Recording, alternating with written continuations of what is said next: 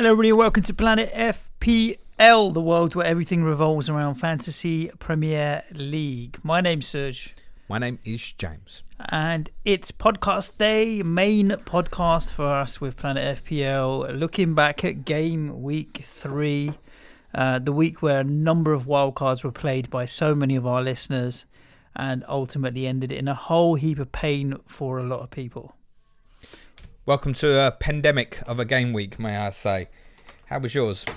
51 points with a -4 in there. That's right. Considering, looking around. Well, considering had I not done anything, I would have scored 58 points with no -4. So whenever you take a hit or play a wild card and obviously come out with less points than you would have should you have done nothing, then it can't be a good game week in any way, shape or form. So no. Hang on, that's rubbish because your team might be set up better now, no? No. Okay, then it's rubbish. I mean, well, Why look, is it worse? okay, who are the 3 players that I bought in? Suj James. I mean, Chelsea were bad, especially in the first half. So that didn't work out particularly well. And albeit Doherty didn't keep a clean sheet either. So would I rather have Suj James and Doherty right now? Yeah, I certainly would. I bought Kevin De Bruyne in for Salah. De Bruyne was almost non-existent in that Leicester game. Whoa. Yeah, we'll get onto that. But yeah, but he didn't do anything. What did he do? What did Salah do other than steal the ball from his teammate? He still picked up an assist. Yes. He still did better. So and right here, right now, off the back of the 2 performances, who was a better team? Liverpool or City? Oh, well, Liverpool. Okay, so who's going to be more threatening moving forward? Would you rather have... See, KDB is a different case in point because he has so many ways that he can hurt the opposition, goals and assists, and he can also pick up multiple returns in a game because the way he runs the game, there's no doubt that owning KDB is not a problem in any FPL team. If you own him, you own him. But Salah in the current Liverpool setup is looking deadly. And then obviously St. Maximin didn't play, and I picked up Zaha. So would I rather have Zaha than St. Maximin? Certainly would. So you could say, yeah, I'm set up better than I was. Sound like you're better to me. But that game week didn't particularly play out as you would want it to. I have 2 immediate comments on that. The first is, I mean, are you judging a player on whether they've got returns or not, if they're a good asset or not? No. But what I'm talking about specifically my hit. You're saying that I shouldn't judge the game week based on whether or not my hit worked out. All right, you captained De Bruyne, did you? I did. No, I captained Werner in the end. Okay, fine. Yeah, I did think about it, and in the end I thought, no, I'm going to... If I captain Kevin De Bruyne, it's a defensive move, going with a lot of other people that are going to captain De Bruyne based on what he did for the last Monday. And I'd always had the plan to captain Werner. And on paper, obviously, that West Brom fixture still looked like what should have been a good fixture for Chelsea. So I stuck with my guns and captain Werner. Didn't make sort of difference between the 2. Second is we're now 3 games in.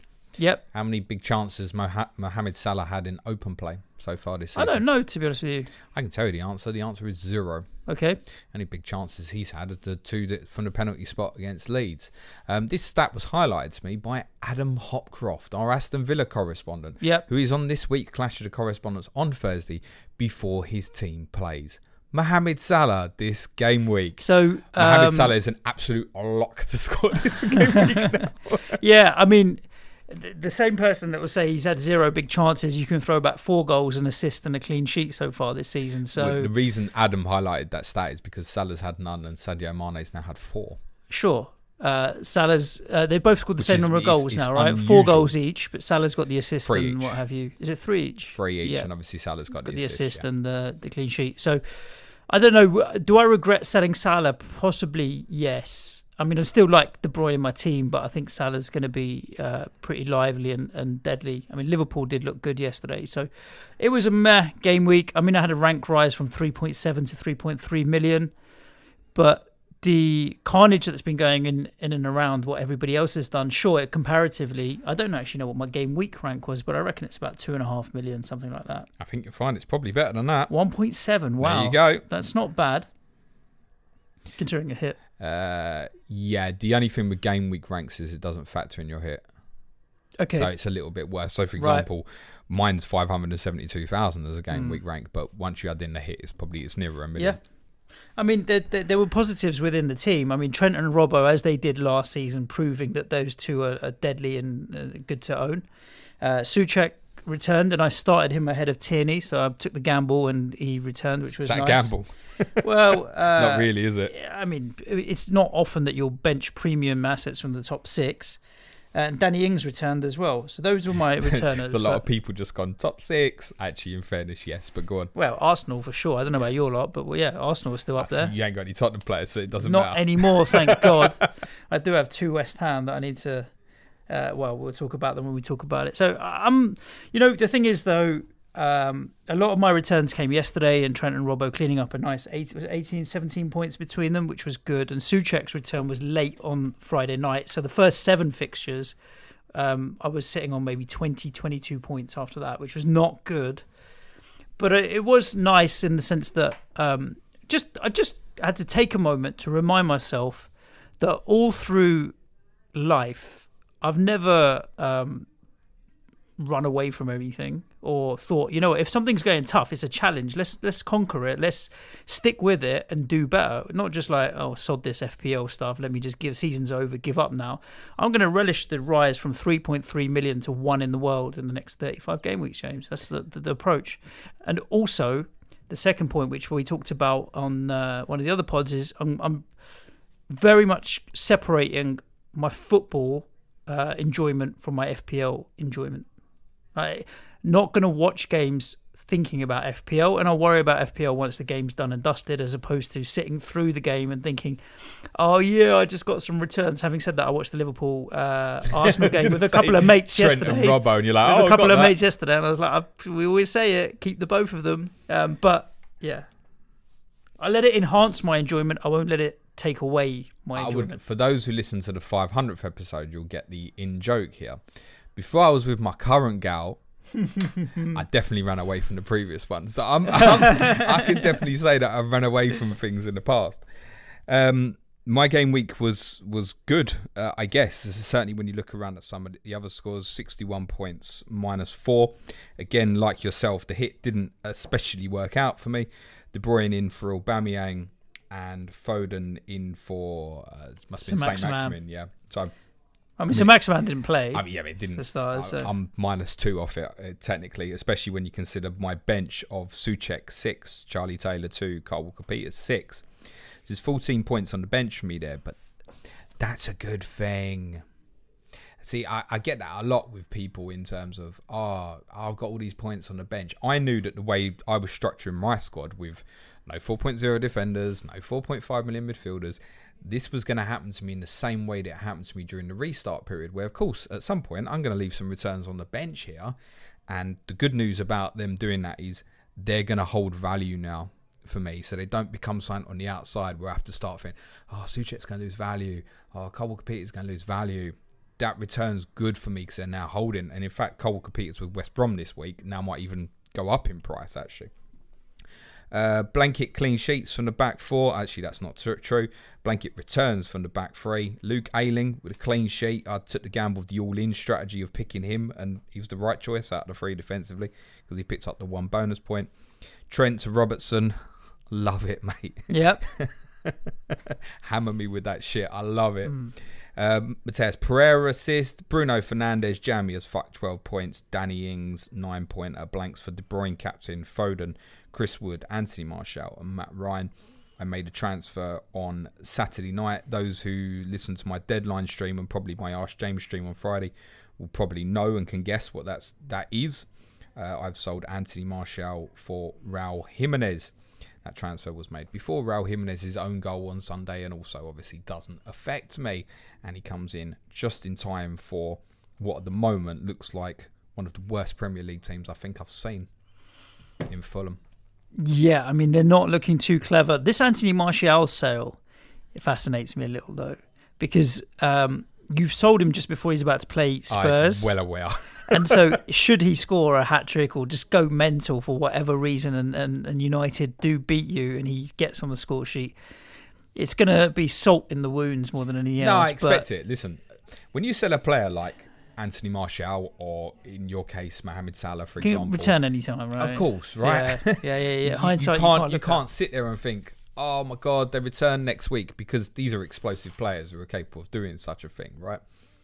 I had a preset plan in my mind before the Brighton game, following what I saw in the Crystal Palace game from Manchester United, that Fernandez and Martial weren't going to make it through for me, probably, most likely, unless both really impressed.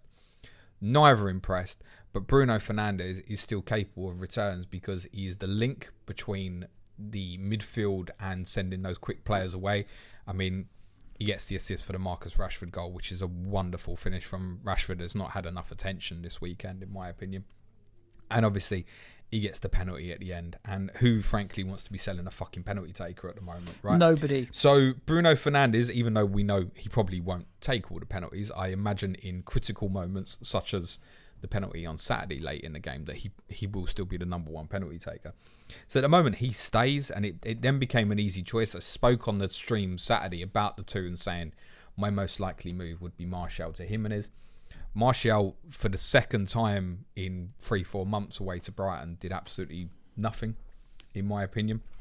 I think Tottenham are likely to play quite deep, so I don't know how much space there's going to be in behind. Yes, in the immediate, of course, in any game he can return.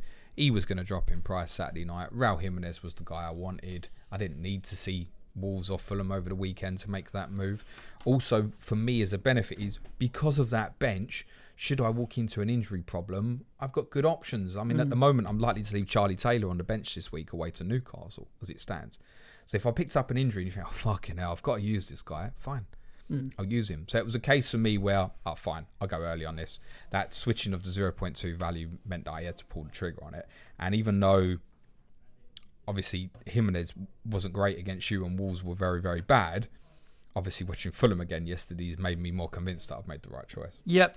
I mean, time will tell once we get to the weekend. And they've got a good run of fixtures. I always felt with Wolves that the run of fixtures starts here, not the game against you, actually, was my general thinking. And for all those, there's loads out there who we know are on the wild card who've gone like Saiss, Podence, Jimenez, and you've got a blanket zeros. Seriously? Forget about it. Get over it. You're now about to walk into those three into a very good run of fixtures, starting with the best of all at the moment. So it's a good thing. You're in a good position. Yep, agreed with that. As we do each and every week, let's run down the fixtures, have a look at them from an FPL point of view, anything we can learn with our squads and what we're potentially thinking about strategy-wise moving forward. And yeah, kind of take it from there, and obviously try and avoid lamenting messed up penalty decisions, handballs and nonsense like that. We did that yesterday. The one place to start is the first fixture, Brighton 2, Manchester United 3. There's no way this could be described as anything other than robbery. I mean, if you don't finish your chances, what do you expect? But Brighton, I mean, hitting the post and bar 5 times, they couldn't get much closer, really. They did do everything within their power to win this game and should have won this game. It was a brilliant game of football to watch. To add to the fact, obviously, it had the drama at the end to go with a really good spectacle as well. And it was a great spectacle, almost exclusively because of how good Brighton were on the ball and the way they cut Manchester United. They really are the real deal at the moment, aren't they? Even through the team, the way they distribute from the back, the 2 wing-backs, Lamptey's a gem, isn't he? Solly March. Give Aaron Wan-Bissaka as hard a time as I think I've seen anybody give him. Yep. And Solly March is a player who gets quite a bit of stick from Brighton supporters. They coped with the absence of Bissouma great. I thought the pairing of Alzati and Lallana were great. And the actual benefit, I spoke about this with, because we had Sam and Gary on Clash of the Correspondents last week, FPL Seagull and it's my cat plan. And we mentioned the options to replace Bissouma, and I said that I thought he would play Lallana there. And one of the great things about Lallana is he is an expert at receiving the ball with his back to goal and feeling comfortable and being able to turn, which is a position where they regularly got caught out losing the ball in their own third, and then they're getting sprung on instantly. And having them two in there were excellent on the ball. Ahead of them, they had one of the unluckiest 1-point FPL returns I've ever seen from Leonardo Trossard. How has he not scored in that game? Yeah, I mean, don't put the ball in the back of the net. You don't. The amazing feat of hitting both posts and one crossbar. You can only hit one. Thank you for those who pointed out an incident involving Ivan Perisic, where he was playing in Germany a couple of years ago, where he managed to hit both posts and crossbar in one shot. And a few other people pointed out that Cristiano Ronaldo has hit the woodwork 3 times before in a game in the Premier League. But I'm not sure that anybody in 3 different shots has hit all different parts of the woodwork. Right post, crossbar. In one game. Crossbar. Incredible. I thought Heung-min Son was giving him the good challenge during the first half of the Newcastle game on Sunday. But yeah, if you're a Trossard owner, you've been dead unlucky and hold that boy. And the front two, they just Mopé is looking particularly good. Yeah. He's a proper wind-up merchant, isn't he? But he's going to get some grief. He's a bastard. He's one of them. If he plays for you, you love him. If he plays for the opposition, you hate him. 100%. That's a good thing, by the way. My eyes at the moment are predominantly on Tyrick Lamptey as a replacement for Kieran Tierney. Lamptey's gone up from 4.5 to 4.6 at the start. If I was a Ryan owner, for example, I don't think I'd want to double up necessarily. But as a non-Ryan owner, I think Lamptey's a decent shout. It gives me an extra 0.9 to strengthen my midfield. And he just looks an absolute live wire. I think Brighton will give a few mid to lower half of the table teams a spanking this year, just because they're not going to be able to cope with how well they move the ball and get into advanced areas quickly and use the flanks as well. I think Brighton are gonna do really well if they play like that week in, week out. So Lamptey and Mopé are the 2 that are on my watch list from that game particularly. Anyone else take your eye from a Brighton point of view? Lamptey especially. Trossard and Mopé would very much be on a watch list for me at the moment. I think they'll give obviously an Everton team that's playing very well at the moment a cracking game. I really look forward to that one at the weekend. Be one of that Everton v Brighton and Leeds Man City, bar my own team, are probably the 2 games I want to watch most this weekend. Brighton will give them a proper game. Lamptey would be the one for me as a Matt Ryan owner. I'm not going anywhere with that at the moment. One really encouraging stat at the moment on Brighton is of the teams that have played 3 games so far, there is only one team that has conceded less shots on target of the teams that have played 3 games. And if you consider Brighton have had Chelsea and Manchester United in those 3 games, that's quite positive. And actually it suggests that clean sheets might be coming. It's probably worth saying on reflection, you might as well call that 2 games, because Newcastle obviously did nothing against them in game week 2. But that's good. And actually, just all across that team, if that core of 11 stays fit and he doesn't fuck around with it too much, I think Basuma will come back in, then they're going to do very well. And I genuinely, I said it pre-season, I feel it even stronger now. They will go very close to top half, in my opinion. What we're going to do with Man United, because a lot of people are on Rashford, and look, he took his goal phenomenally well. Brilliant goal. Fernandez, despite doing nothing, still comes away with a goal and an assist and maximum bonus points. This game against you guys at the weekend could have a car crash written all over it, where it's a high-scoring 4-4, in my opinion, because neither team seem to be able to defend particularly well. I think if you own, then are they almost falling into don't buy, don't sell territory? That's probably where they are actually right now in this moment. I think if you've got defensive assets, you should probably consider selling. That said, even when we talked about Wan-Bissaka having trouble with Solly March, I mean, in the second half when he brought Bailly on, I felt like it was to strengthen that side of the pitch to give Wan-Bissaka more opportunity. It was worse. Solly March caused more trouble after Bailly came on. That was just to see them through the game at the end, because Brighton were just coming at them relentlessly. And they didn't see out the game because Brighton equalised after that. That said, on the defensive assets, Tottenham at home, we think without Son, and obviously with Bale not available yet, and then Newcastle away, actually might be 2 good defensive fixtures for them. But I think if you've got United defensive assets, you should already be concerned on what you've seen, the fact they've conceded 5 goals to Palace and Brighton. And in both games could have been more. That's concerning.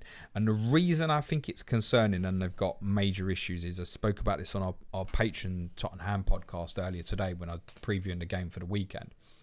They have a real problem at the moment, United, in my opinion, in midfield with the dynamics, in terms of they can't, if it goes beyond the front 3, or if Martial's not in the mood, they can't really press. And the spatial distancing and the way the midfield three, if you include Fernandez as part of the three, don't get around the pitch well. So when they play against a team that has high energy, they're gonna come in some difficult moments unless they are consciously playing on the counter-attack, which they didn't at the weekend. It might have felt like that because they were forced into it because of how good the opponent was. Yep. They have a major issue in the midfield at the moment, which when you look at it on paper and go Matic, Pogba, Fernandez, you go, that's fine.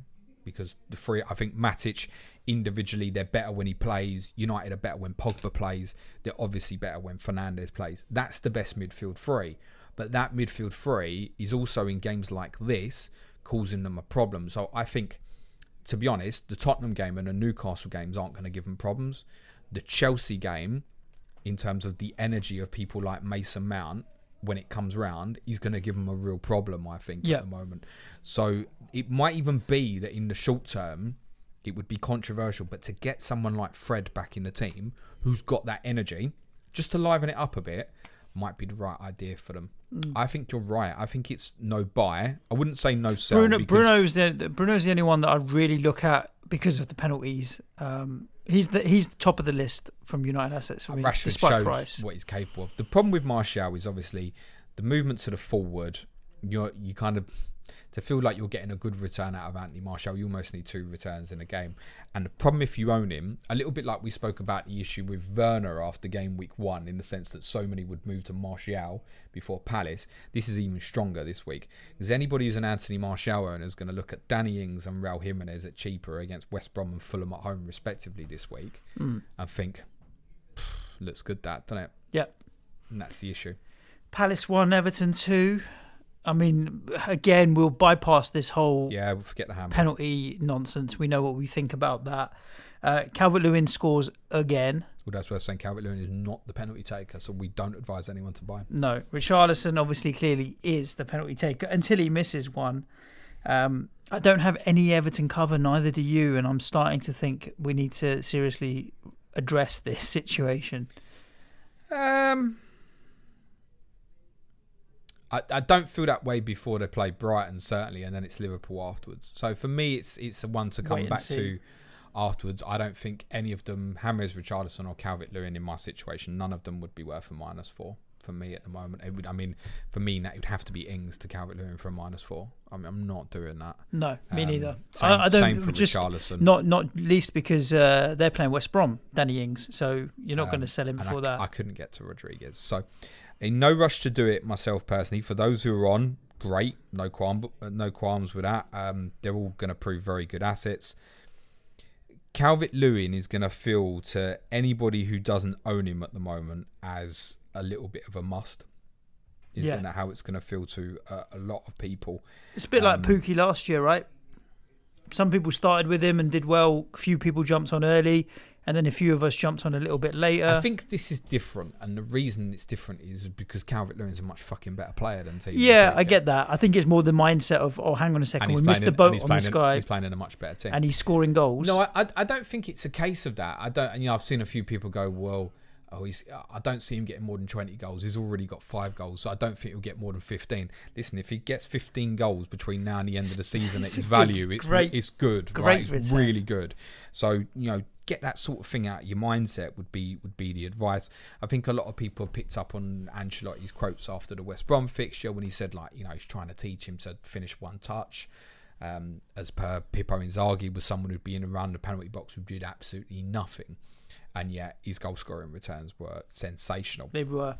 Now, what's interesting about the Calvert-Lewin development as a comparison to someone like Inzaghi, who really was a penalty box predator, is we've spoken for 2 years now, really, about Everton always looking a better team when Calvert-Lewin plays.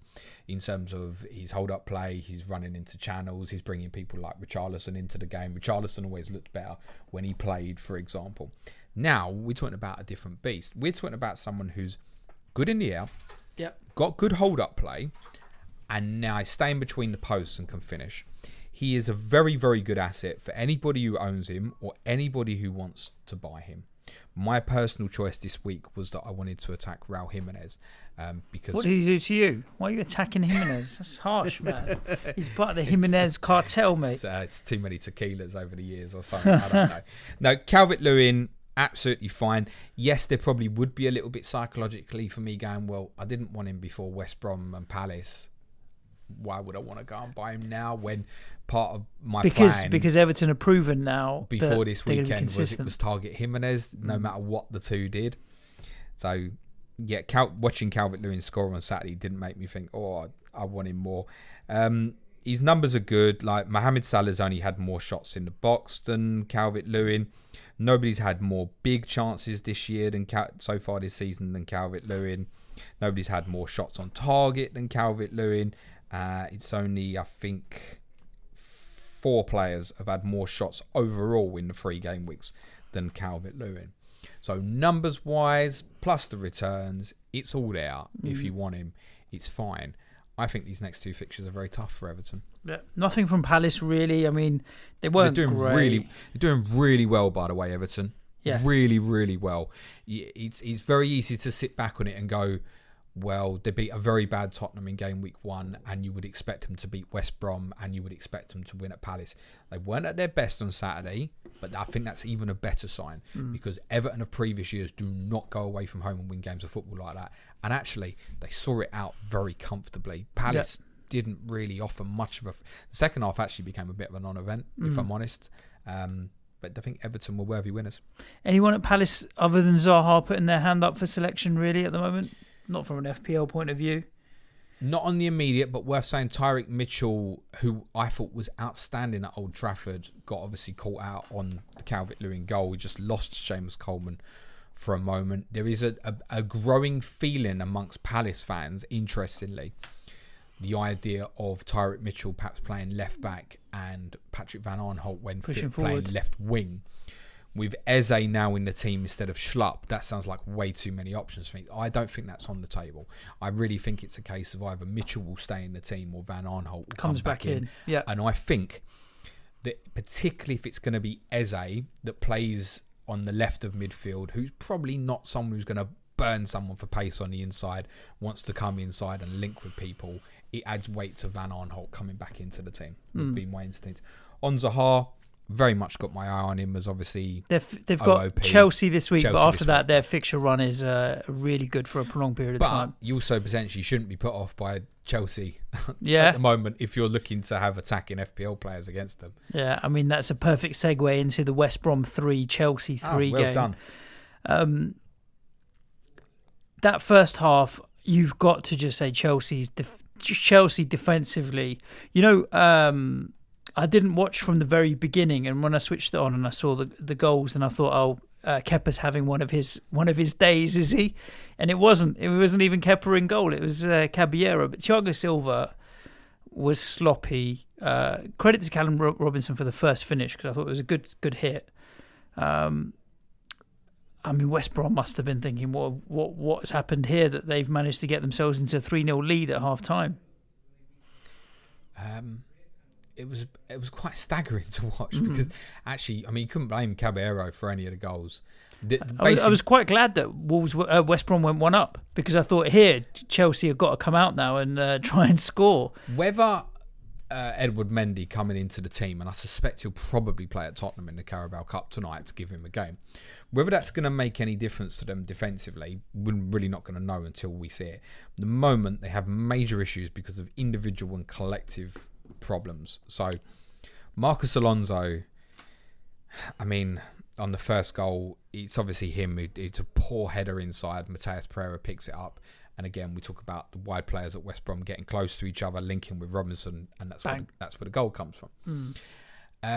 The second goal from Thiago Silva is it's disgraceful, and I say it's disgraceful because anybody can take a bad touch and lose the ball. There's an angle behind the goal, and I tweeted this at the time.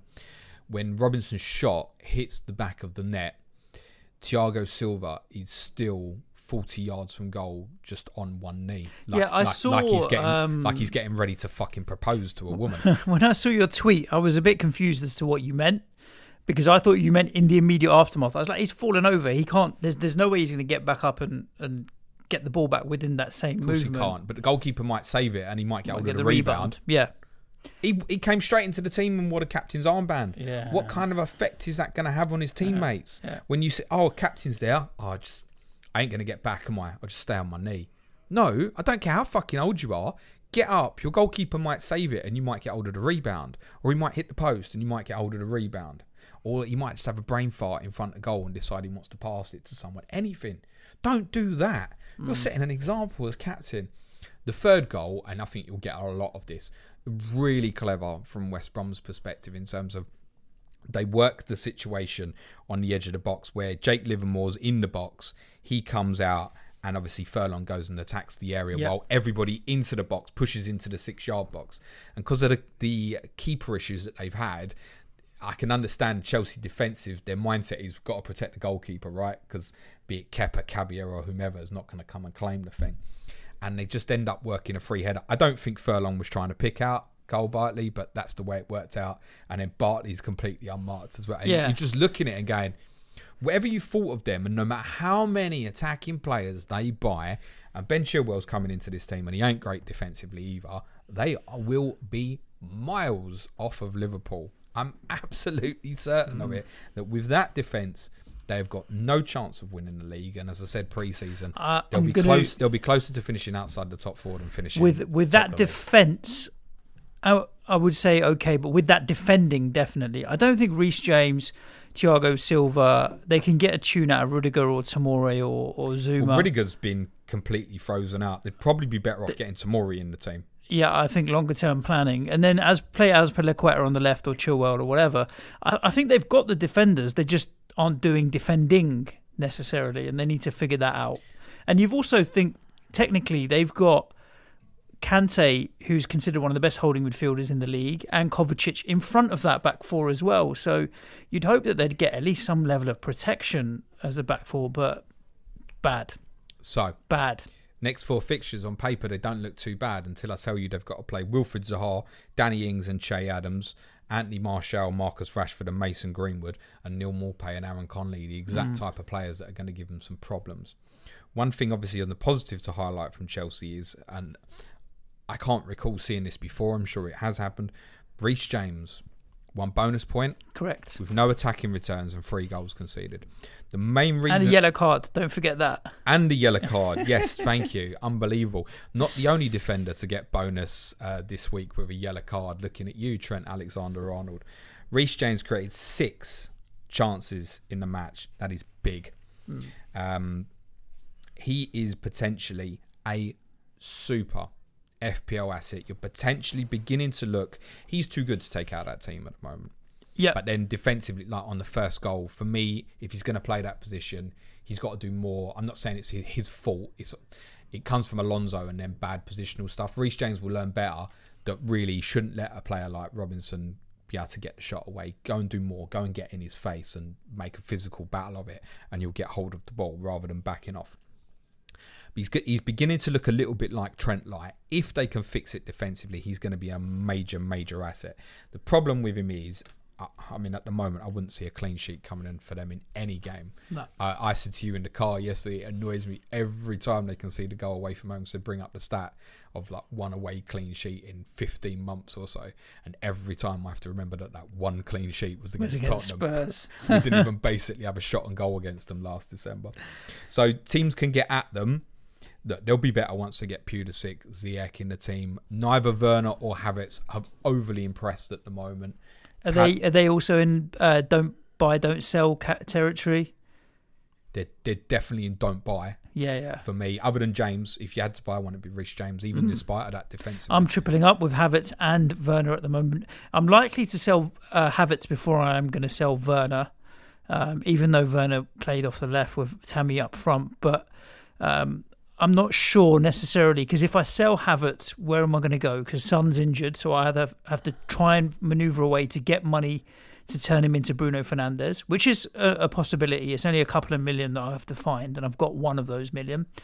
But then if I can also upgrade Werner to Jamie Vardy, who's in particularly good form as well.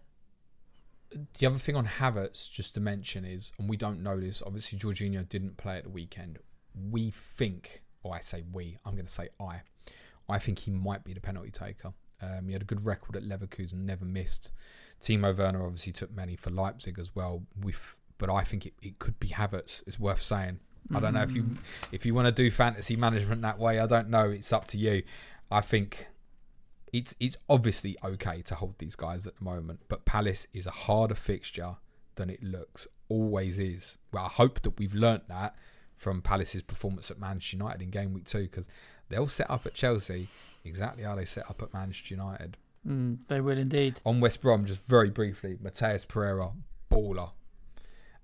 If you've got him in your team, like I have, 3.2% ownership. He's tiny. He's absolutely okay. No one's suggesting particularly go and buy him, but he's a bit of a baller. Their fixtures on paper, Southampton, Burnley, Brighton, Fulham, Tottenham, aren't bad. So I think at the moment he gets a run for me, and I'll just keep reassessing that week to week. I'm a bit concerned that he's further advanced in his brain than most of his teammates. Unfortunately, is going to be an issue.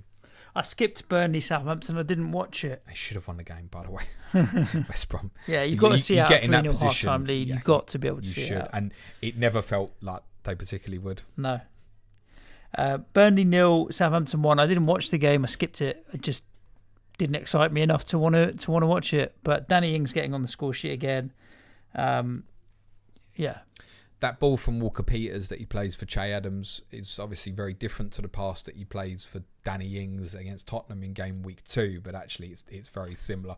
It's just different in its height. That it's a run that those two constantly make in between centre-half, full-back, and particularly from the right-hand side, it seems to be a pass that they look for a lot. It's something that Armstrong can get in that channel a little bit as well. Walker-Peters owners should be aware of, and I guess those who own Walker-Peters will play him at home to West Brom this week.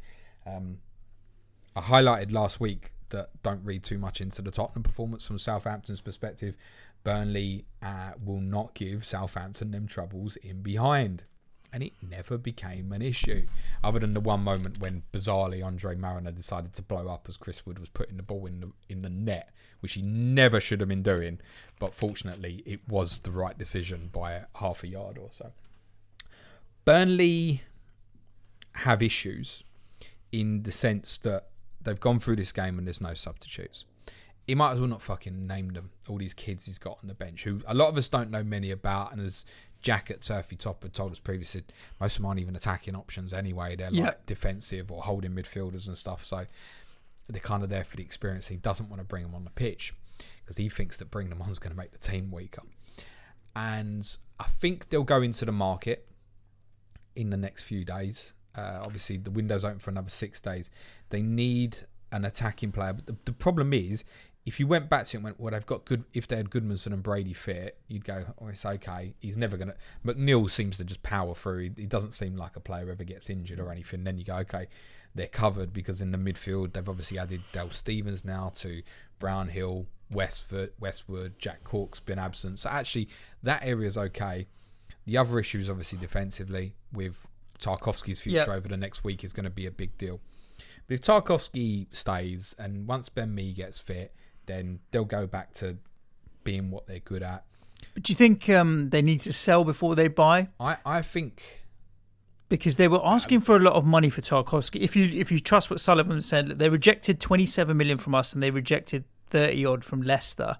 And they say they want 40 for Tarkowski. I don't think they need to sell. They've never put themselves in a financial position. Right, so they don't need to sell to buy, is what you're saying? I think they would rather hold Tarkowski than buy, is probably what I'm saying. Because the other asset that they've got that could be worth a few quid would be Dwight McNeil. I think the solution for them, and I spoke to Jack about this before, is I think now's the time to move McNeil to the right.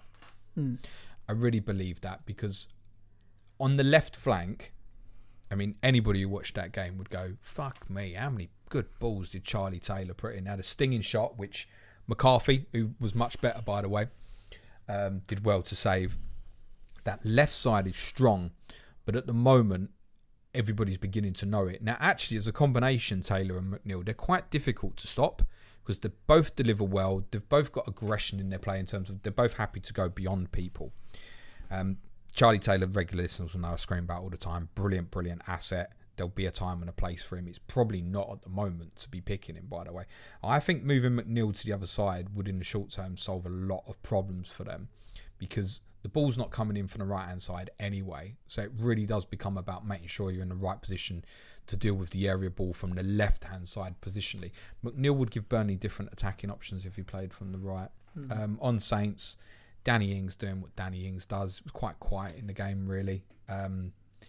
Che Adams, it's a return, guys. It's better than nothing. It's a return. There will be more returns. He will score against West Brom this weekend. I'm convinced about it. But I think most people are probably cut now, I think, unfortunately. It's 3 games for a forward when there's so many other forwards actually scoring goals. Yeah, even and at doing his valuation is beginning to feel tough to watch. But my urge would be, do give him one more. Do give him one more if you can this weekend. I'm convinced he'll return again. He's a good player. I tell you who impressed me for Saints, and it is worth saying because he's a player I've been very critical of in the past. I thought Vestergaard played well. He had a better game, send it back. And I don't know if that's because there was no threat on him pace-wise Burnley weren't helped by the absence of Jay Rodriguez either. But he was quite good on the ball. Distribution was good. Aerially quite decent against Wood. I actually thought he had a good game. For a player I regularly criticise when he does play, I thought I should give that a shout out. And Alex McCarthy's starting position, although it didn't particularly need to be in this game, was a little bit higher. That will make a difference for Southampton. So Sheffield United 0, Leeds 1. I caught quite a few patches of this game. I didn't think Sheffield United were as dull or as bad offensively as they have been. Ollie Burke did try and create a few chances. Lundstrom obviously had the good effort as well. But Leeds also, by the same token, made Aaron Ramsdale pull off a number of saves. I thought if I'd held on to that Ramsdale clean sheet towards the end, I could have been on for bonus points and the whole lot from him. Ended up just getting a 4-pointer despite no clean sheet. But interesting game. Click and Dallas are the two that are definitely on my Click's a penalty taker. Yeah, Click for sure. And Dallas is definitely on the radar as well. I feel like I'm skewed towards Dallas for a couple of reasons. One, because he's cheaper in Sky, I feel like he's cheaper in FPL. They're both the same price. I don't know why that's in my head. And secondly, obviously, he took a lot of shots at the weekend, which was shown by a shot tier in Sky for Sky players.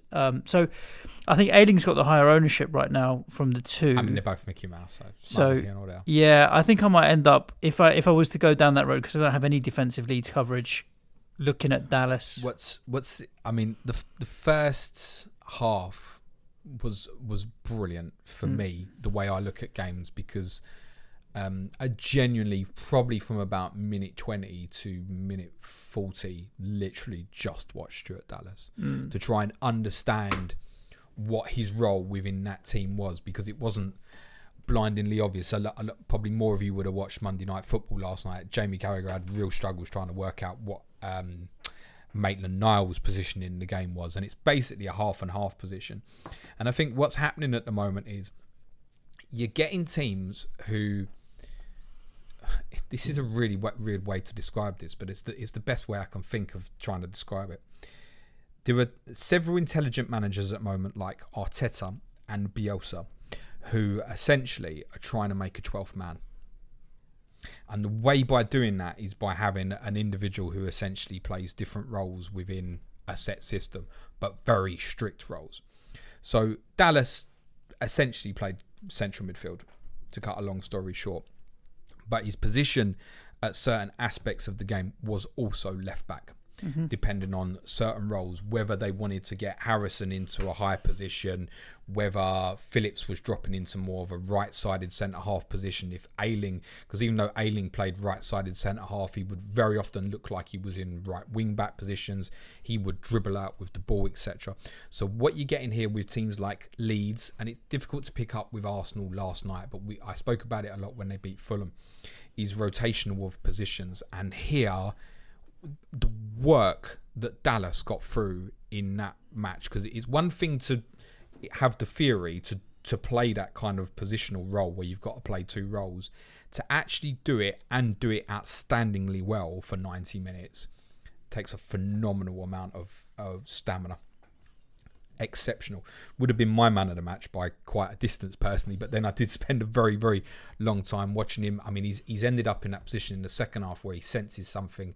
He's one-on-one with a goalkeeper. He walks around. He had the effort in the first half. I literally had a tweet ready to say, watch this guy. I pressed send and I looked up and he was fucking shooting from the edge of the box. Brilliant performance. I think he didn't have any Hollywood moments like Meslier's save, which end up Meslier taking man of the match. What's really important to understand about this with Dallas is I have no idea if we'll see it again. And I'll explain why briefly. So a lot of Leeds fans have said to me, because for me, I was like, I'm thinking in my head, well, I got told Leeds don't change. That's the message we'd be getting. Leeds don't change.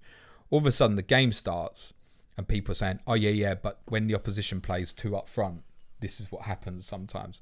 Okay, a little bit of notice on that, Leeds fans, would have been good, by the way. So, looking at fixtures coming up, Man City won't play with two up front.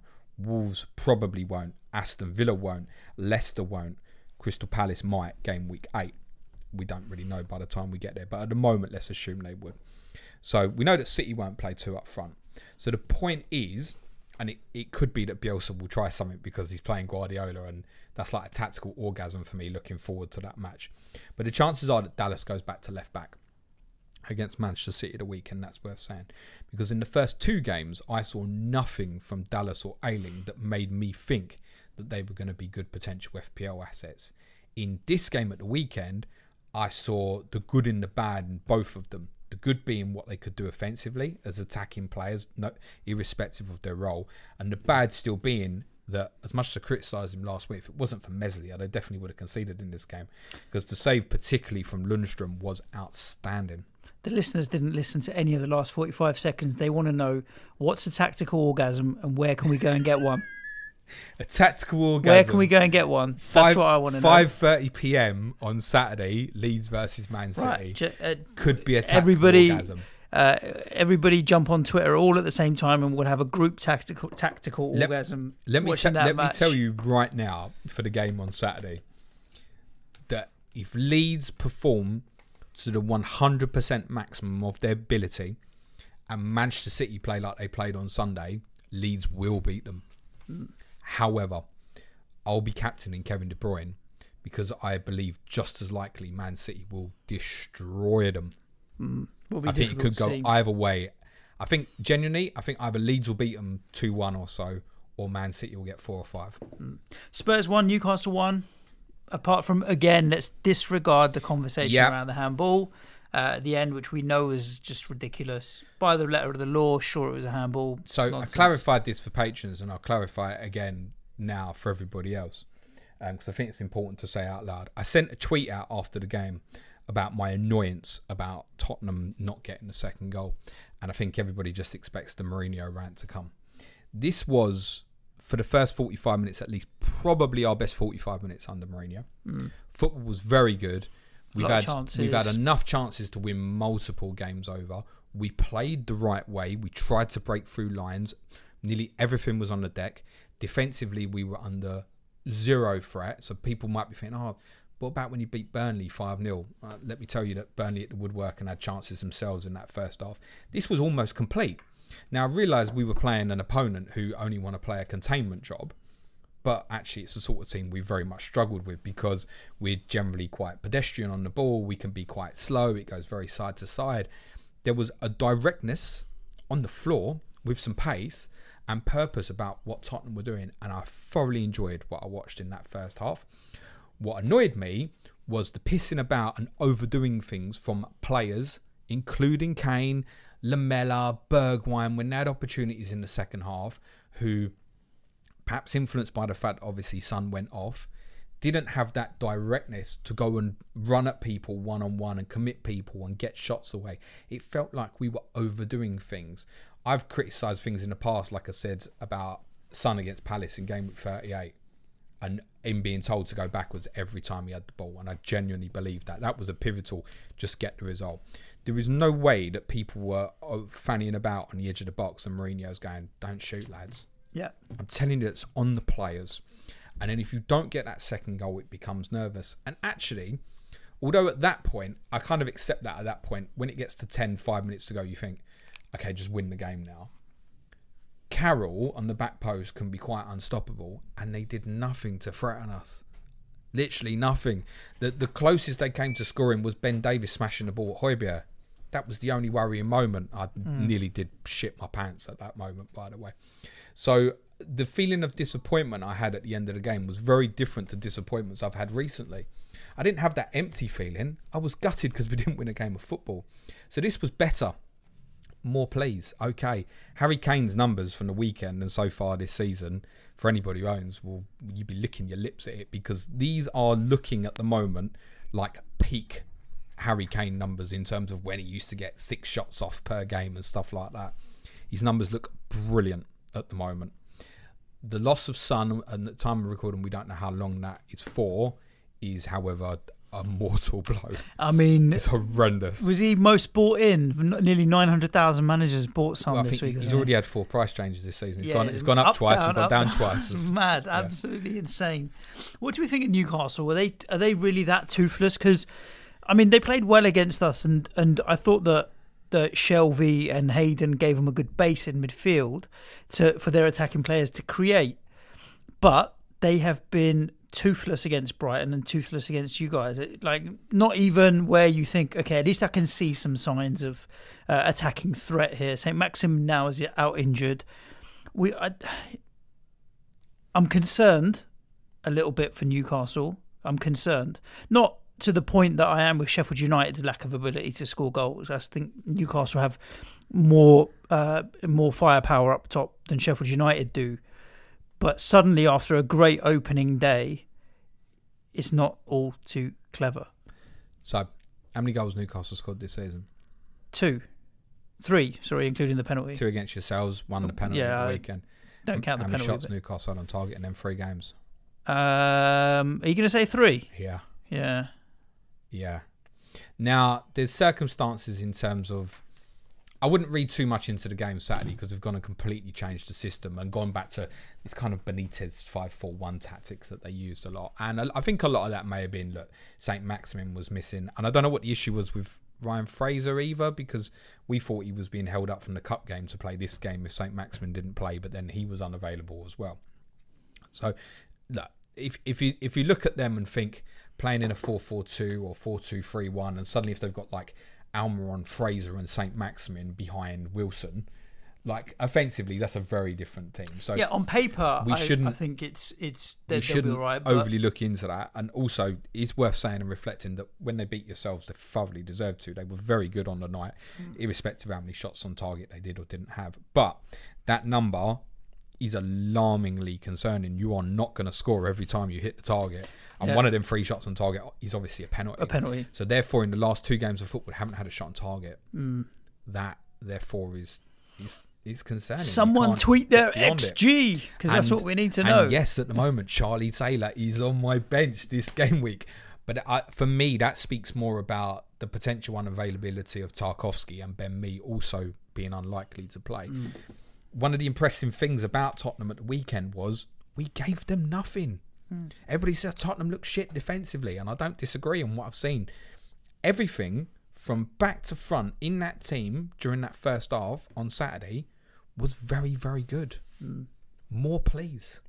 Let's talk about Man City 2, Leicester 5.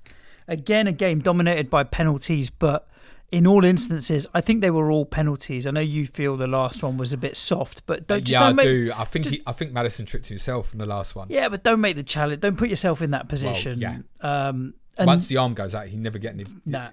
If that creates the contact, I think Maddison's tripped himself. The first goal, I called it on the Patreon pod. I called it a hit and hope. I mean, he lashed at it, and it was still a good effort of his wrong foot.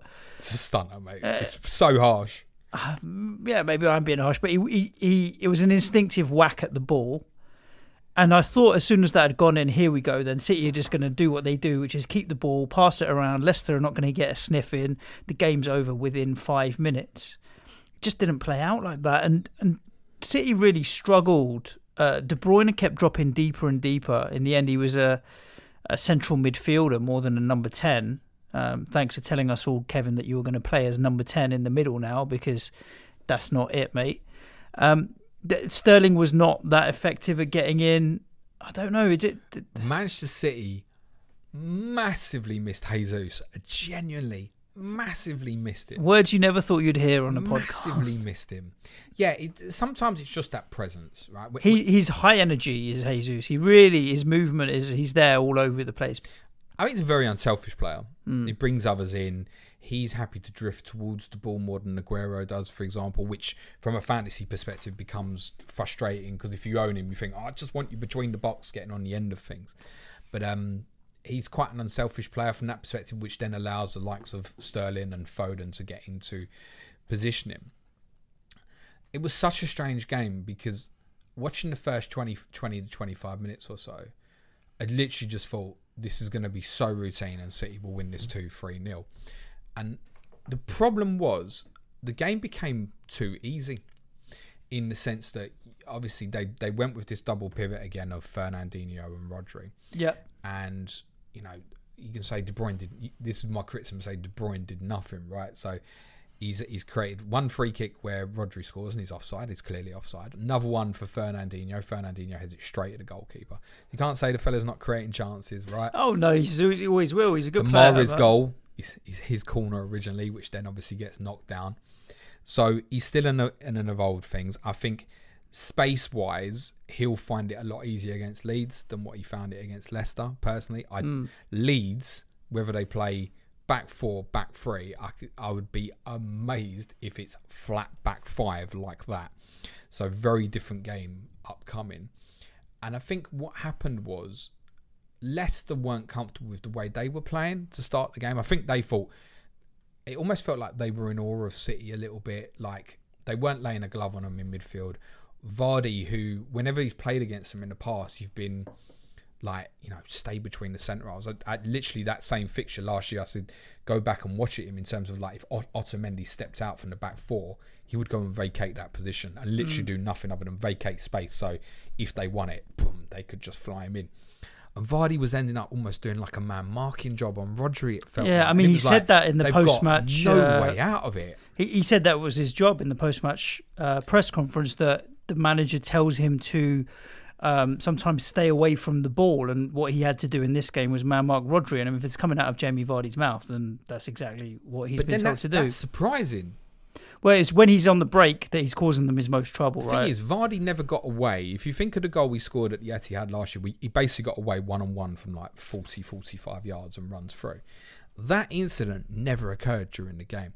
The three incidents, and essentially that's all he was involved for in the game for his, 13 touches or whatever he had, which was, I think it was less than what Callum Wilson had at Tottenham, by the way.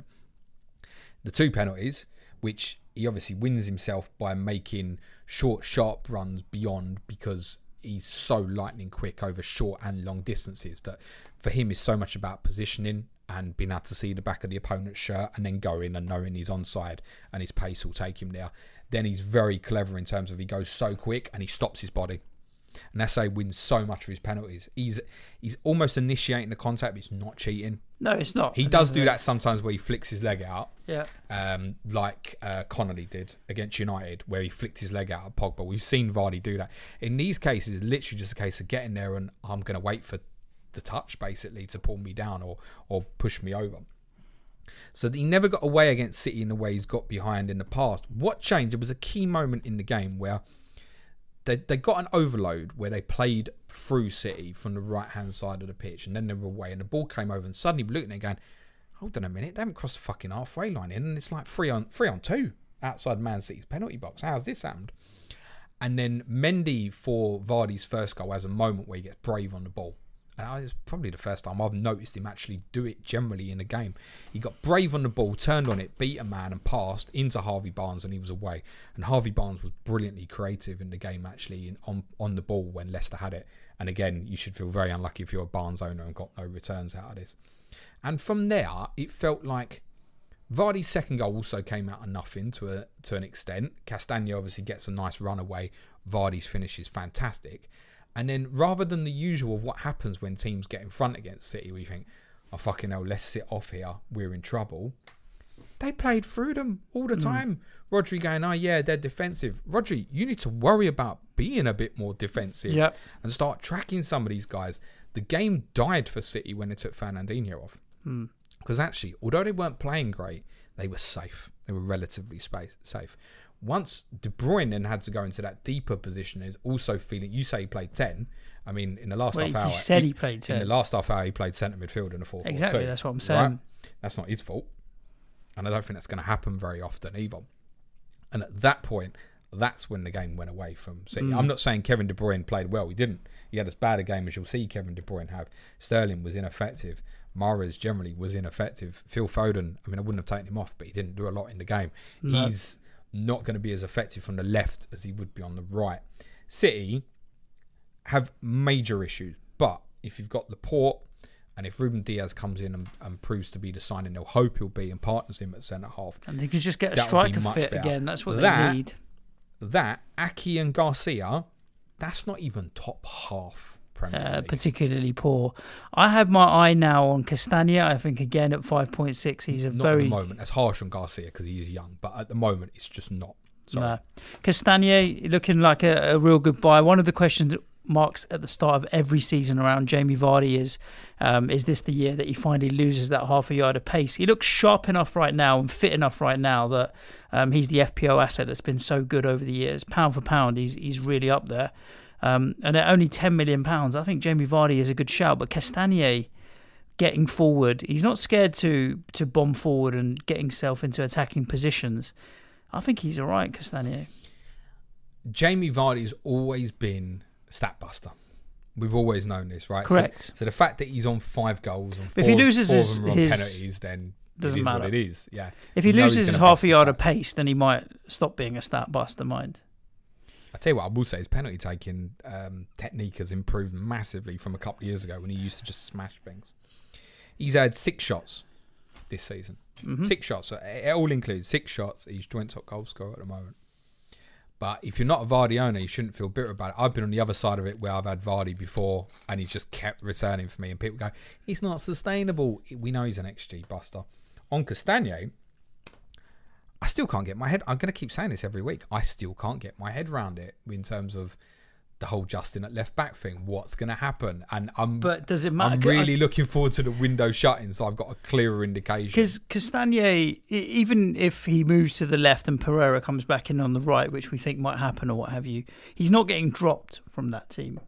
He's definitely going to be Justin playing. Doesn't deserve to be dropped because the last 2, he's been very good at left back, particularly in the Burnley game. I thought he was absolutely brilliant.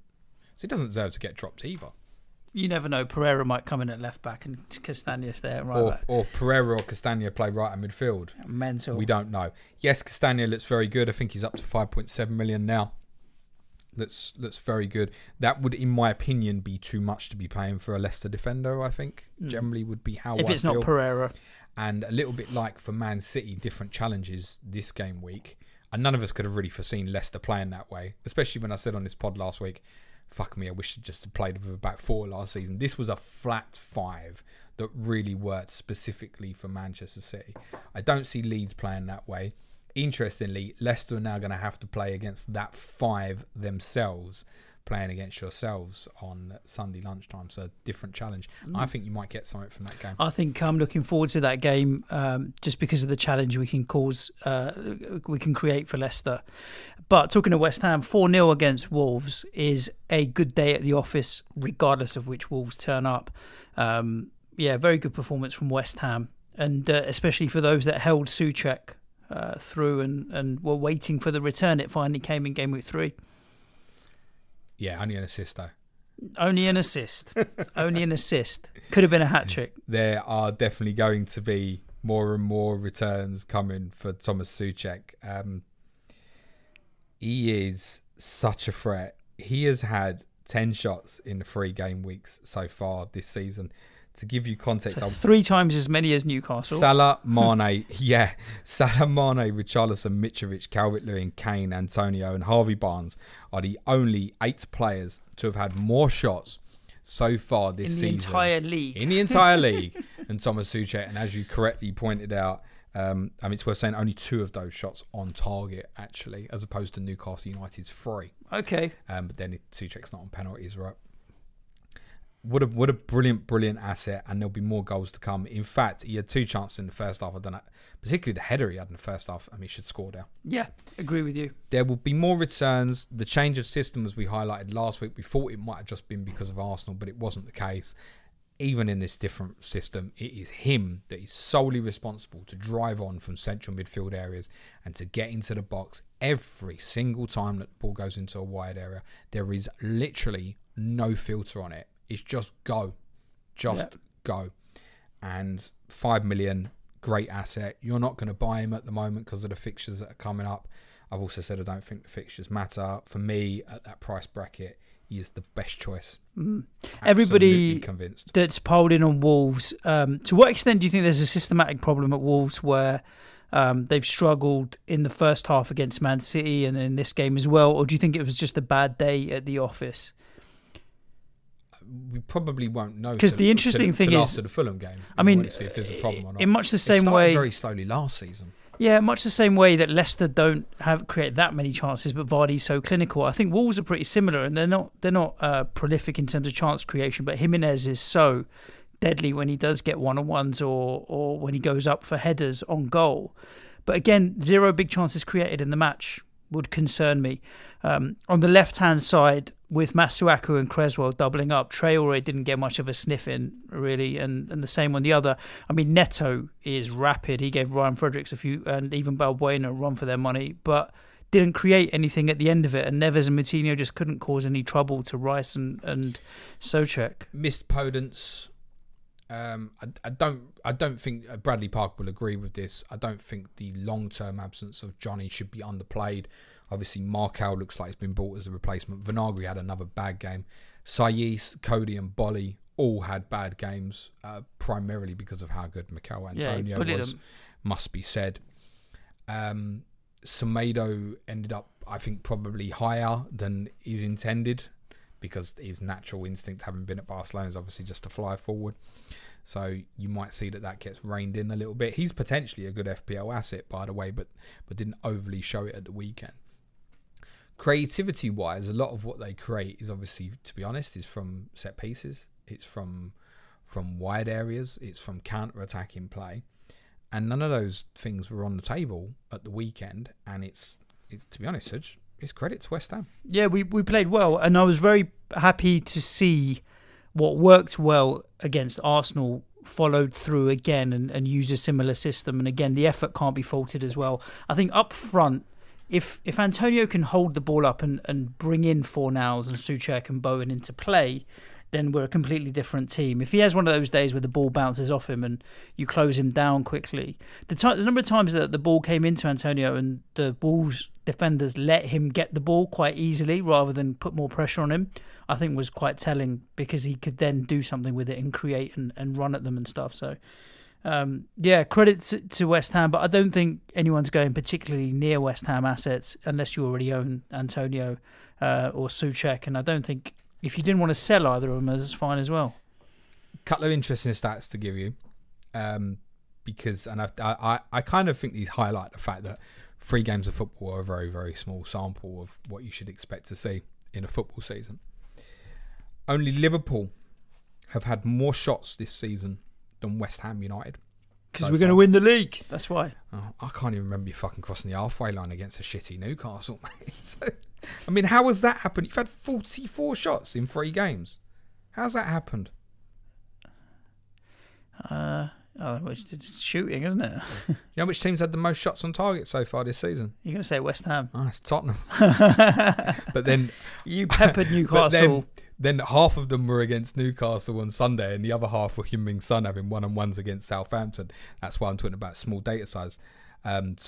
But there is one that I think is worth looking at and is important. West Ham United so far this season in the 3 games have the best of the teams that have played 3 games. Expected goals conceded. I mean, we were good against Arsenal. We were good against Wolves. They mopped everything up. And obviously, without our best centre-half in Issa Diop as well. So, what I don't know yet is that because, and this is going to make a few people go, what? I don't know if that's because you've played against 3 defensive sides. And that's because I don't know now yet and I haven't quite worked it out if Arsenal were becoming a counter-attacking team. I haven't worked it out yet.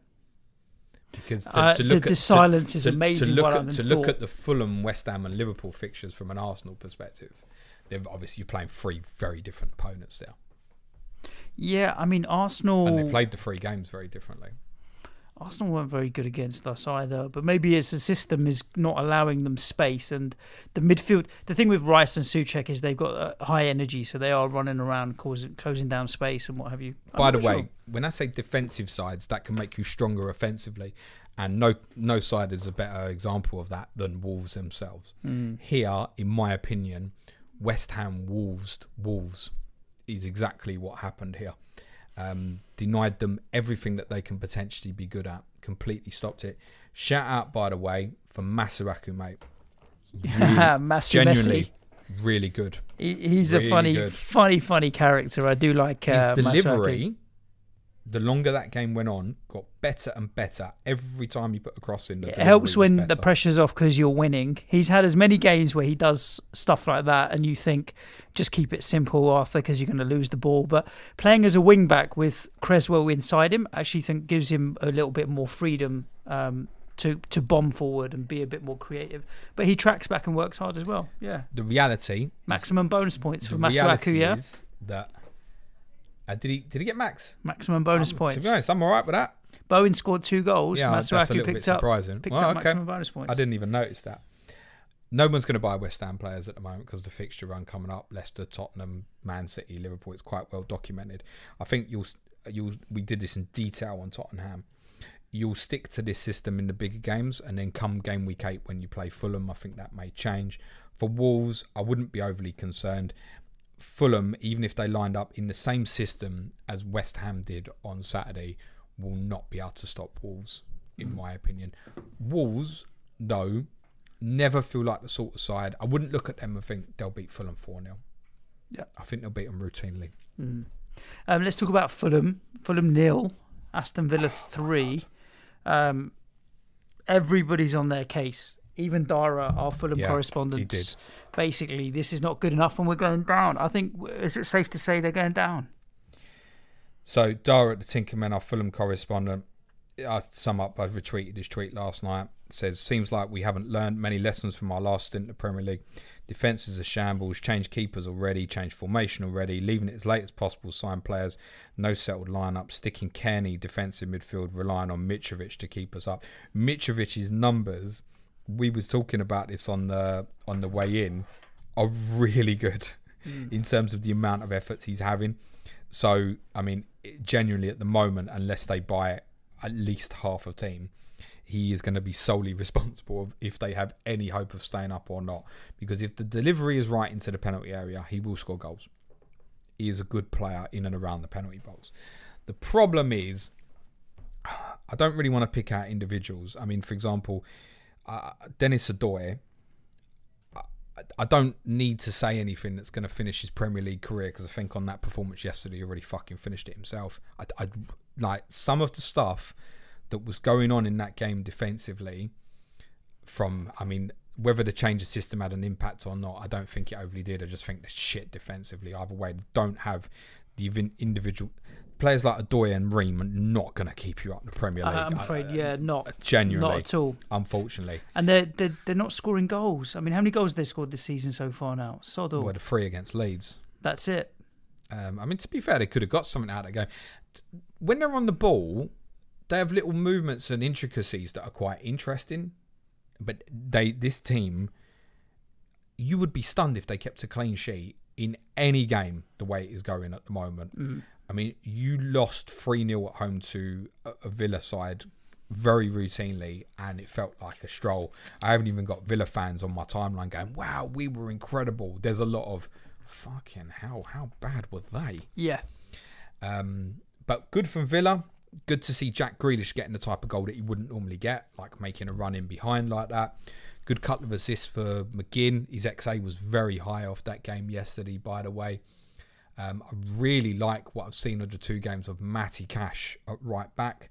I don't think he'd be your FPL option at 5 million, but he has his delivery and certain things he does actually remind me a little bit of Kieran Trippier, and he's probably got better aggression than Trippier. I think he's one to watch. Good player.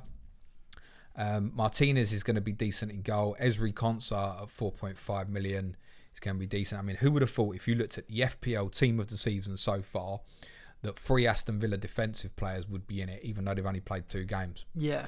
They are the only sides to keep more than 1 clean sheet.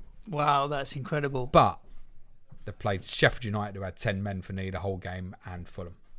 So we can't get any gauge on that in terms of what they are, good, bad, indifferent at the moment.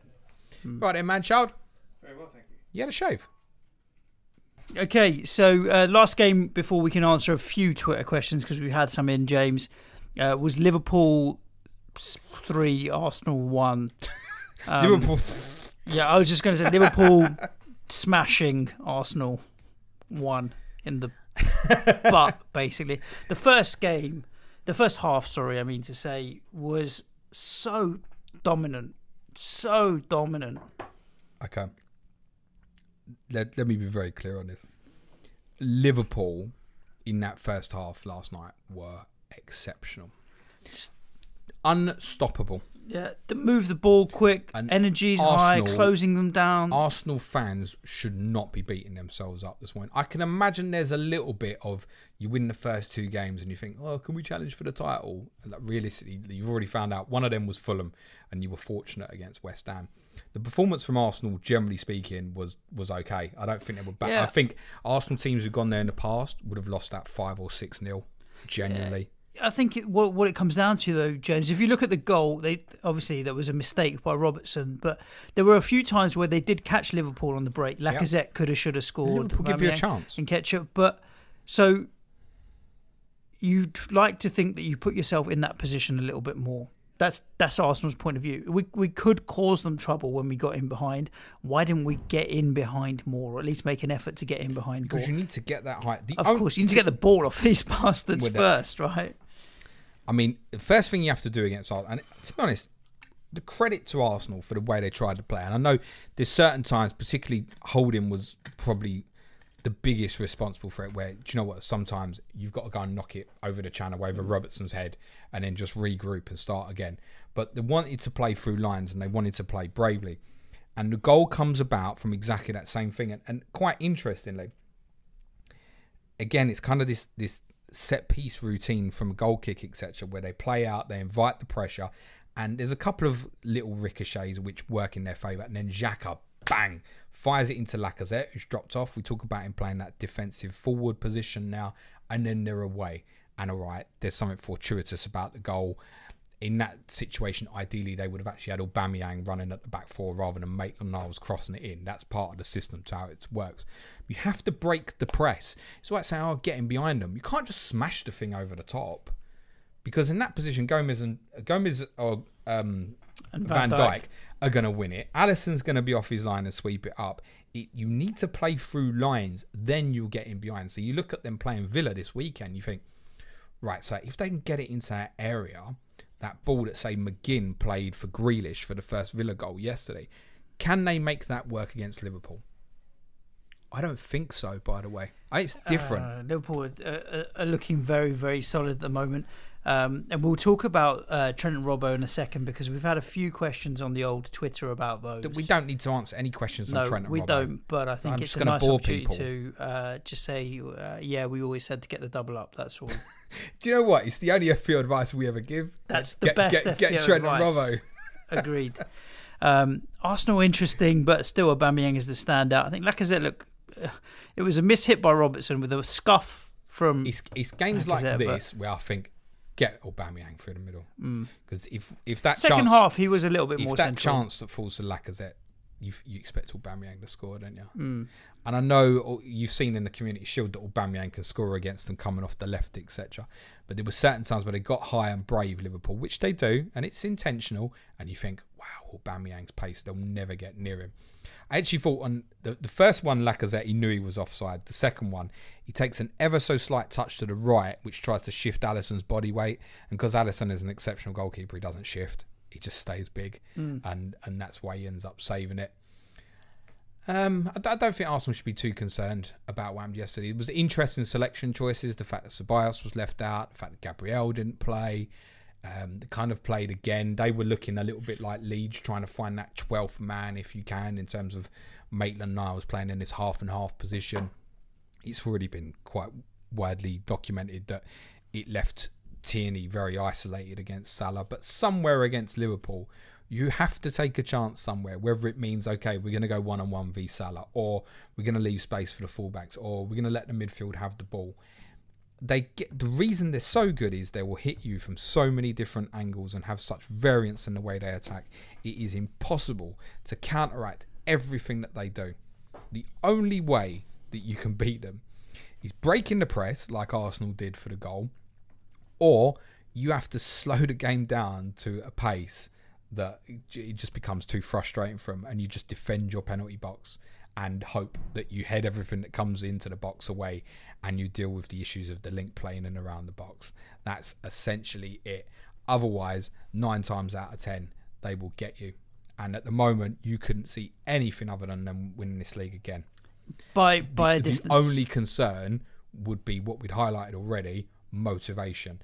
And the way I saw them play the second half against Chelsea and the way they played last night, this isn't going to be an issue.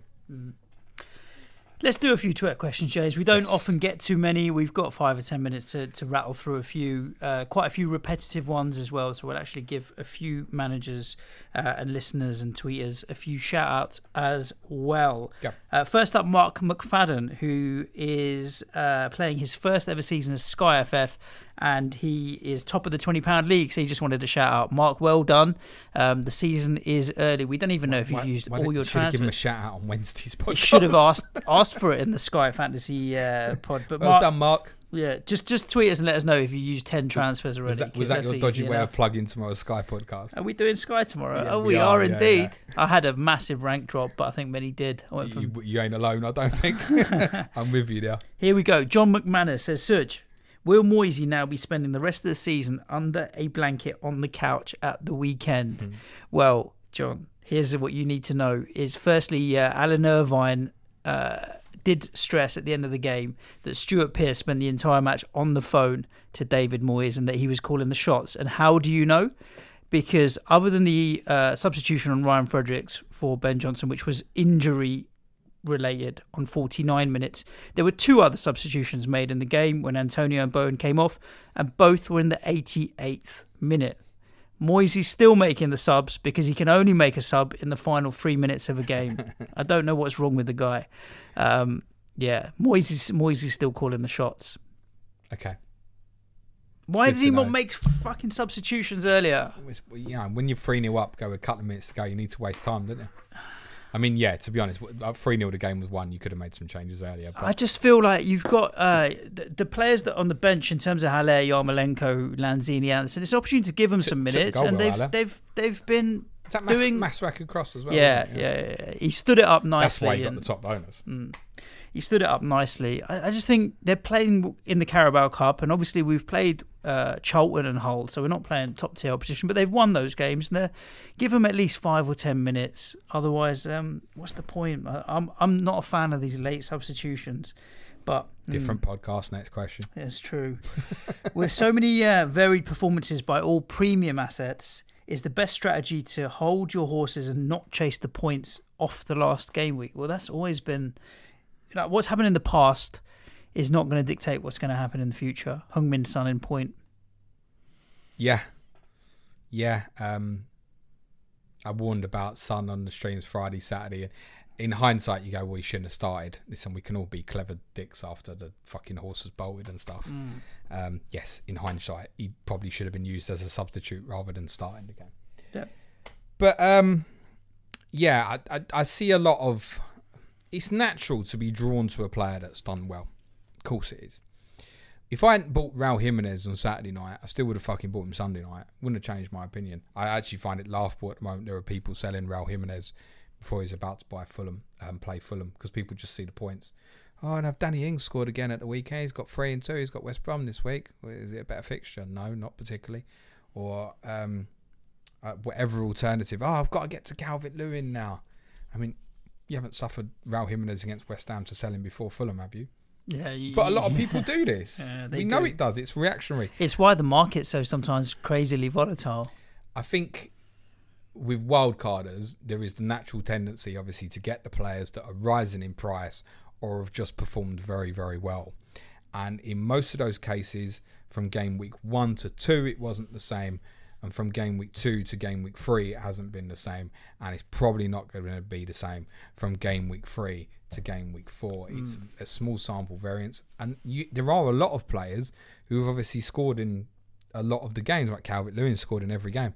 We haven't spoken about Patrick Bamford today. Patrick Bamford scored in all 3 games, right? And at the moment, if he keeps scoring, he'll keep Rodrigo out of the team. Yeah. And with the way Leeds attack, eventually, you're going to want some interest in this guy because he's scoring. He's getting chances. 5.8 million he's gone up to now. He's had 3 price rises so far this season. It's decent. He's the cheapest playing in the team that's going to create chances, right? So I'm beginning to get it. I mean, it's one I would still look at this way and go, Man City, no, it's not this week. But I understand why people look there. So there's loads of people, like I've said, Harry Kane's numbers. If Harry Kane maintains these numbers, he will do what I said he will do at the start of this season, and that's finish as top goal scorer. So there's loads of amazing options at the moment, and if you just keep trying to hit the ones that have just returned, it's going to be someone else's turn next, I believe. Yep. Form obviously can be sustained. Calvert-Lewin's not going to fucking score every week, is he? We've got FPO_Pyre. He says, when will people listen about the Robbo-Trent double up? Absolute lock for me all season. And in response to that, Captain Hindsight says, gun to your head, Robbo or Trent. Both produced tonight, but I can't help feeling Robbo's price difference makes him a little bit ahead. Gun to my head, Robbo or Trent, just shoot me. Because if I can't have both, what's the point in living? Just shoot me is my answer to that. No, if I could only have one, I'd still have Trent, just because you've got the free kicks and stuff on the edge of the box. I mean, he's hit the bar as well yesterday. He would have got credited it as the goal was the deflected effort. He had another one from range, went well over, but he's shooting from range as well. Robertson's only going to score that type of goal, and Robertson's probably going to get assists where he goes beyond Mane on the outside. By the way, how good was fucking Sadio Mane last night? Jesus. I mean, his work defensively was ridiculous. It's a good player. And Joe Gomez was great, I thought, for Liverpool as well. Whereas Trent, obviously Robertson corners now as well, but Trent, you've got the corners, the crossing from the byline, the ball in behind from the right back position, the cross from deep, the shots from outside the box, the free kicks from outside the box. So Trent, just more variation, and therefore higher probability, generally speaking. So if I had to only have one, it would be Trent. But yeah, first and second name on the team sheet. The fixtures don't matter. You've just seen that. They've both returned against Chelsea. Now they've both returned against Arsenal. You could say fortuitously for both. I don't care. But when you keep getting in that many attacking positions, eventually you're going to see the returns and stuff, aren't you? Robertson got an assist against Leeds as well. Has he got more points at the moment? Or is it Trent? Robertson, mustn't it? It's probably Robertson because the goal's 6 points, isn't it? So if I had to pick one, it'd be Trent. And yeah, that's the worst thing you can do as well. If you go in now, I'd definitely go for Trent because he's next. It's like the old Mane Salah thing. It's true. Go for the one that hasn't just returned. It's like everybody's screaming at me after game week 1. You went Mane over Salah, right? So Mane's just scored 3 and 2, and Salah's scored none. And then you start seeing Adam dropping stats like Salah ain't had a big chance this season. Yeah. Okay, how wrong was it? Short-term punt. Jarvo, will this season be a record low-scoring one? For FPL? Nah. I don't think so either. No. I've had 2 51s, a 54, a 35, and a 51. I want to get an average of 57, 58 points a week. I mean, 60 would be dream, but... The reality is that the average scores per game week of 50, 59 and 43 are quite reasonable as average scores. It just feels like in our Twitter template bubble that a lot of people are having a bad time of it at the moment. The template at some point will lock in some very good returns, I'm sure, and then everybody will be screaming, I got 70 this week and I'm not even in the top million for the game week and the average is 73 or something. And all I would look at the moment, I would look at me and go, disastrous game week 1, in theory, 34 points, whatever I got. Of the last 2 game weeks, my net scores are 58 and 57.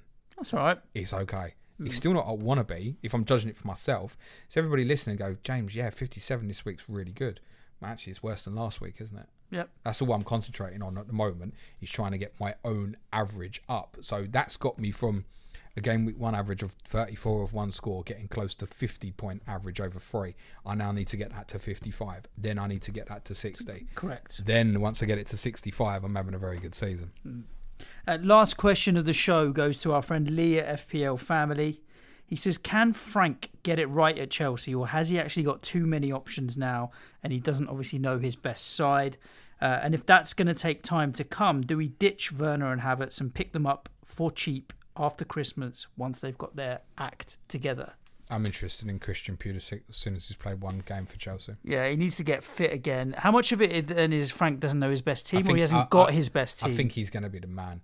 Frank hasn't got his best team at the moment. So give him a chance a little bit. I think there are things that won't help him. Like, I think I was obviously critical of Thiago on the second goal. Not the giving the ball, but the reaction. And I think Lampard should have been fucking up.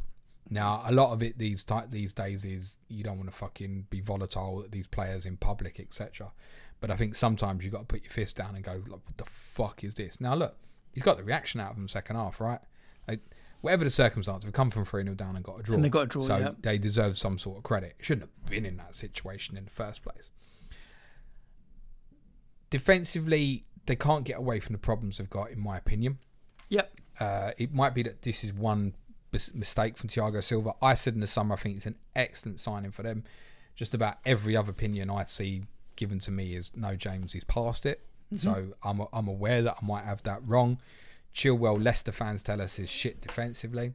So we don't think this problem's going to be solved. I think, does he know what his best team is? I think it involves probably a front four of Pulisic, Ziyech, Havertz and Werner.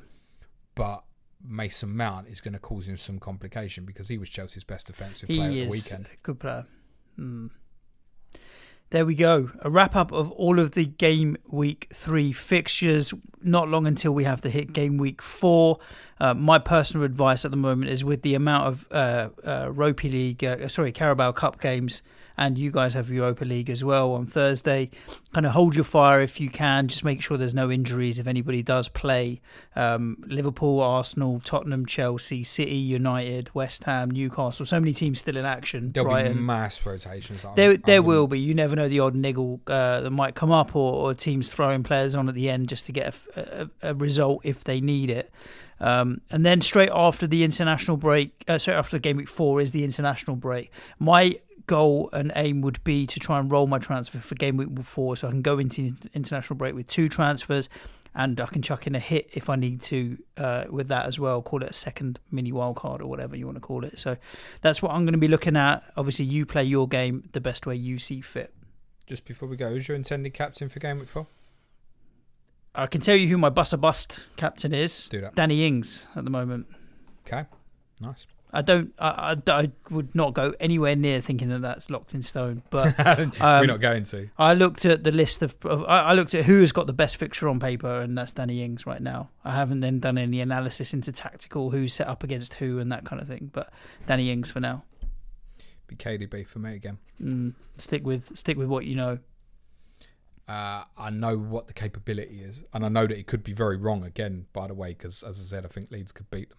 Yep. But I also think this weekend it really could go the other way and work well for City. For those of you that are listening to the podcast as opposed to YouTube, but even on YouTube, make sure you hit subscribe wherever you are listening to the show. It does help our numbers and engagement, whether it's iTunes, SoundCloud, Stitcher, Spotify especially. So we get that Joe Rogan $100 million deal, which we're in negotiation for at the moment.